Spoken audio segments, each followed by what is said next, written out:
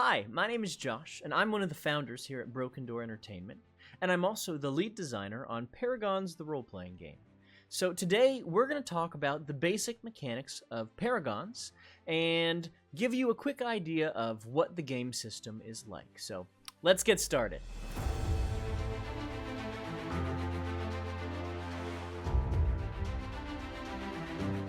If you aren't already familiar, Paragons is very heavily influenced by classic superhero cartoons like Teen Titans or Batman the Animated Series.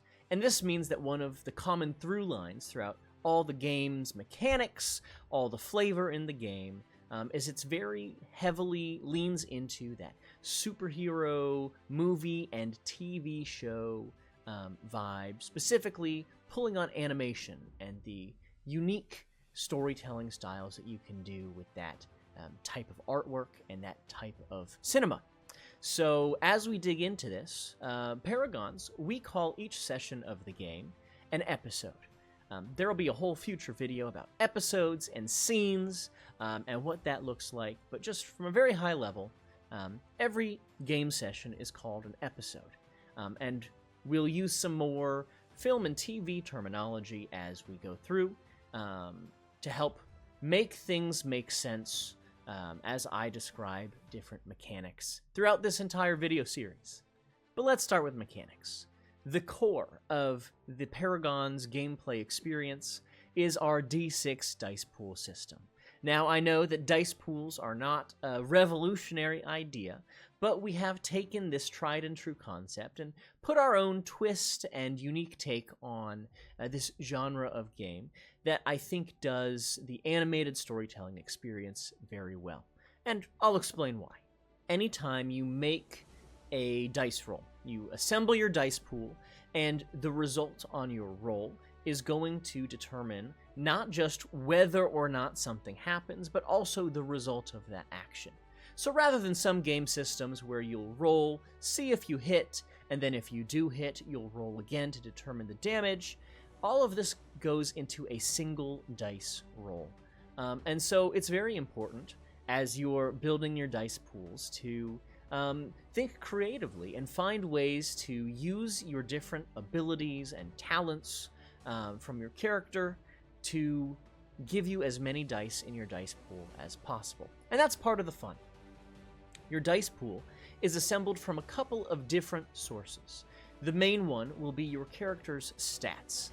There are 5 stats that we'll break down a little more in a future video about creating characters, but just to give you a quick overview, they are physique, finesse, stamina, acuity, and presence. And each of them does about what you would think they might do.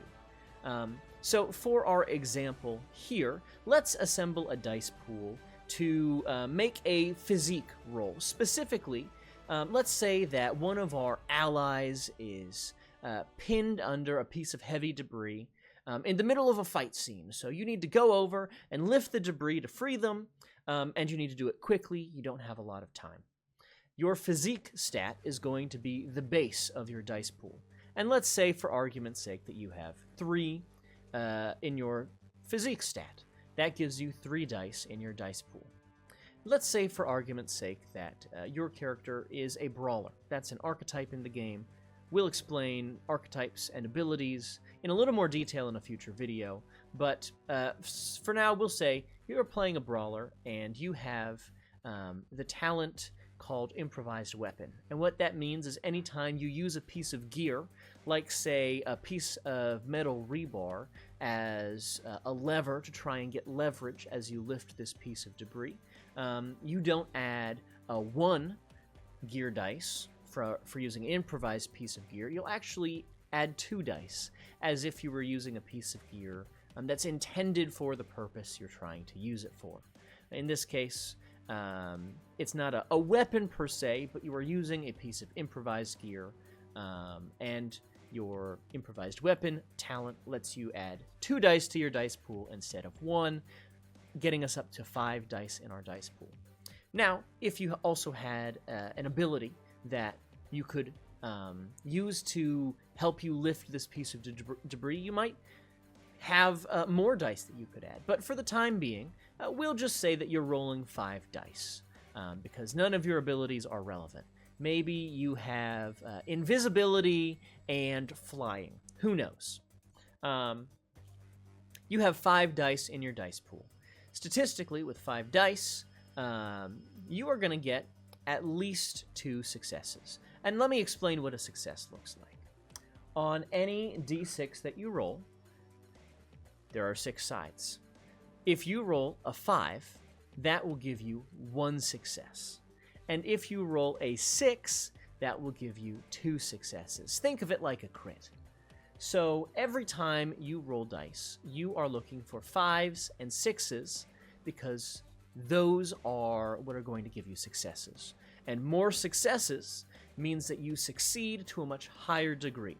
Rather than lifting the piece of debris, you are able to throw it back and completely clear, the area of this rubble. Or perhaps you get, 6 successes on a phenomenal dice roll. And not only do you move the piece of debris, but you actually fling it at a nearby enemy. And the GM rules that does damage to them too. There are a lot of ways that this could play out, depending on the number of successes you get. But in general, if you roll 1 success, you'll succeed on anything that is kind of a standard normal difficulty. If you're a superhero trying to beat a regular human in combat, all you really need is 1. But if you're fighting another superhero or a supervillain, you might need more successes in order to do something a little more difficult. Now, there is a special type of dice pool called a resist pool. And it is the same exact thing in terms of how you build your dice pool. But resist rolls are fairly rare. They're really only going to happen in a couple of specific scenarios. Like if you're in a building and the roof collapses, you might need to make a physique roll, specifically a resist roll using your physique, in order to get out of the way. And so if you succeed, you're able to get out of the way, you're just fine. Think of it like a saving throw from other types of tabletop game systems. On a success, you're typically good, or get the best possible result given the scenario.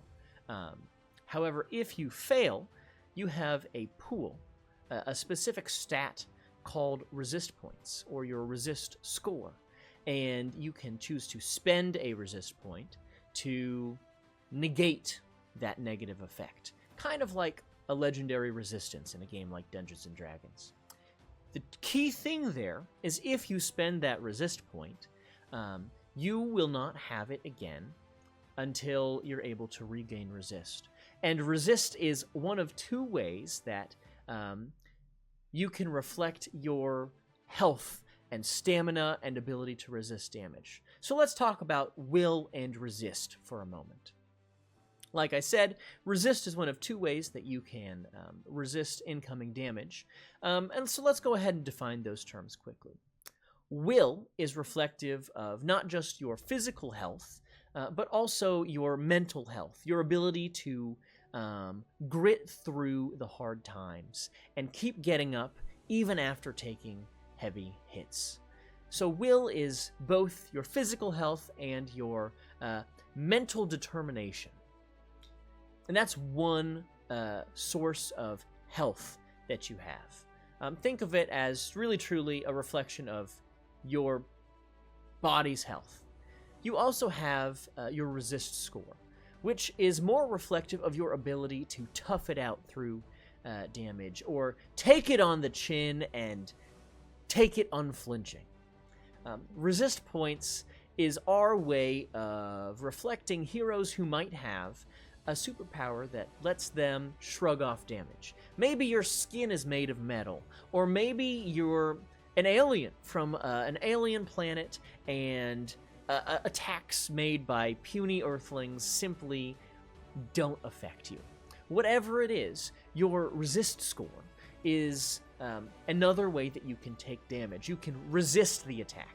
It has no effect on you. If you ever take damage from an attack and are unable to spend resist points, if there is a negative consequence to that attack, like say it's a called shot in an attempt to disarm you, or it's an attack that is attempting to push you, maybe off of the ledge, on a tall cliff or off the top of a building. If you don't have a resist point to spend to resist that negative consequence, the consequence happens. So you're going to constantly be in this balancing game of taking points to your will and taking points to your resist. So that way you have some will left and some resist left and don't take too much damage to either score. Now, there are ways to regain both, but they're hard to do, and they're not incredibly reliable because this is a world where superheroes take a beating. And if you're going to take a beating, it's not going to be that easy to simply heal and get right back up to full health again. You're going to have to take some time and rest, or have a hero with an ability specifically oriented towards healing allies. There are two more key mechanics that I want to talk about during this video, and those are cool points and story points. Now, these are kind of fun. Cool points are quite simply what sets your player characters apart from any other NPC in the world. You can spend a cool point to do one of several things. For instance, if you make a dice roll and aren't really happy with the result, you rolled 8 dice and only got 1 success, you could spend a cool point to add 1 success to that dice pool. And you could spend as many cool points as you want. If you have 5 cool points, you could spend 5 cool points and go from 1 success to 6 successes. And that's a pretty good deal, especially if you're trying to land a finishing blow on an enemy. But there are other things you can use cool points for. One of which is to initiate a flashback scene. Now, I talked earlier about episodes and scenes. We'll get into that in more depth later, but a flashback scene lets you go back in time, either to a previous scene that you kind of skipped over, or to a scene that you played through, but maybe didn't, play through every second of it in its entirety. You said, I'm going to spend the next 10 minutes researching before we go to this mission site. You can initiate a flashback with 1 cool point and go back and say, hey, by the way, when I was doing my research, did I look up the owner of this building? Because that's a really key piece of information, and I think I should know that. And you've spent a cool point. You've spent a valuable resource. The GM will say, yes, here's what you found. You might need to make a dice roll, such as a research roll, in order to get that result. But so long as you succeed on the roll, you are easily able to do whatever it is you want to do in that flashback that sets you up for success in the current scene. Now, the last use for a cool point is really my favorite, because it is so reminiscent of that scene in a superhero movie or show where the hero is just taking a beating and hit after hit after hit. The odds are insurmountable, and they feel like they are on the verge of giving up and giving in. And then suddenly, they have a moment where they remember the reason why they've been fighting, and it gives them just enough motivation, just enough oomph to get back up and finish the fight once and for all. You can spend your final cool point. If you only have a single cool point left in your pool, you can spend that point to regain 1 will and 1 resist. It's not a lot, but it's just enough to get you back up to land that final hit and overcome the insurmountable odds in front of you. Story points are very similar to cool points, but they are for the GM to use. And there are a number of uses, whether that's introducing consequences, introducing villains, or simply adding more successes to a dice roll, much like how cool points are used. But one of the key things about story points is it's a very limited resource, and the GM only gets more story points if players use their cool points to add successes to dice rolls. If you do a flashback or dig deep and get back your 1 will and 1 resist, there are no more story points for the GM. But as you increase the success of your rolls, the GM too has more story points to throw those successes back in your face. And that's it. Those are the basic rules of the game. We'll have several more videos talking about different parts of character creation, how to actually create a character, how to run the game, what to expect from a game session as a player, and so much more. So go ahead and let us know what you think about this video, if there are other topics you'd like to see us cover. And in the meantime, if you're excited about Paragons and haven't yet, go visit our website, brokendoor.shop, and read about the game. Or you could visit the games page on Kickstarter.